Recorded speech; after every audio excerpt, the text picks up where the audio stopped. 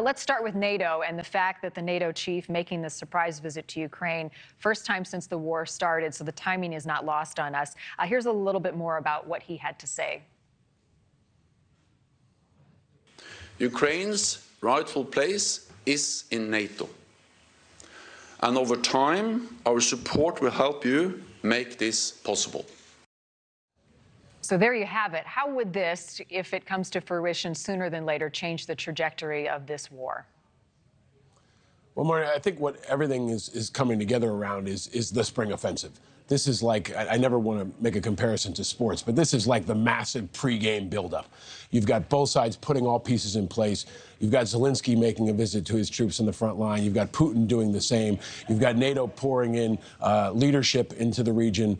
You've got our Secretary of Defense making a visit. You've got our ammunition and our weapons on the way. And it's all culminating in what looks like a spring offensive that could really change the tide of the war. They've been stalemated in Bakhmut for a long time now, and the spring offensive has been talked about for months. I've been talking about it on your air for weeks, and now it looks like it's finally coming. And all this is building to that moment where Ukraine could turn the tide of this war and finally go on offense for the first time really in a year. So does welcoming Ukraine as a member of NATO change any of the momentum that they're seeing? Is that something that you anticipate they would wait to do as so much attention is being paid to the next big fight? I think they should have done it a long time ago. I mean, I think that Ukraine has proven they can be a valuable asset to NATO. Militarily, they've got now the most battle-tested military on the planet.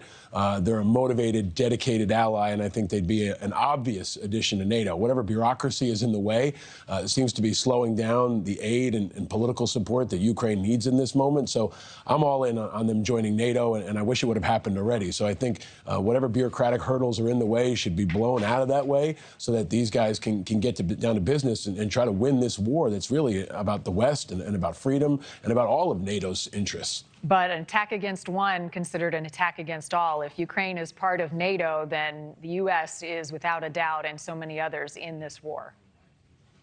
We already are. I mean, I think that's the bottom line here is, you know, this has been a war we've been pulled into now for a year. We've done everything except send our own boots on the ground. So Abrams tanks are on the way. Patriot missiles are on the way. Another slot of about $300 million worth of weapons is on the way. That's the 36th installment, almost $36 billion we put in there altogether. So the U.S. is in this war. NATO is in this war. And I think now it's just a matter of politics with regard to NATO, the EU, and other alliances like that. So the Patriot missile systems you just brought up, it sounds like they're going to be put into place pretty soon. Are they going to be the game changer that so many anticipate they might be? I think so. You know, I've trained on them and I've been around them, and we saw in the Gulf War and in the Iraq War how much of a difference they can make. I mean, they can really help Ukraine secure the skies, knock down cruise missiles, knock down any kind of air attacks, and I think it can create kind of a global shield around their operating forces to provide additional cover up above while they continue to move on the ground. So it's going to be complementary. It's going to be the Patriots covering overhead and the Abrams tanks coming on the ground as we build toward an offensive the likes of which we may not have seen since Stalingrad in World War II. I mean, the intensity of this fighting, the hand-to-hand fighting, the trench warfare that we've seen is really like nothing in modern times. So it's all building toward what could be a very bloody, very costly, and potentially very long fight for the future of this war. How soon, Paul, are you hearing the spring offensive will happen? Is it a guess at this point?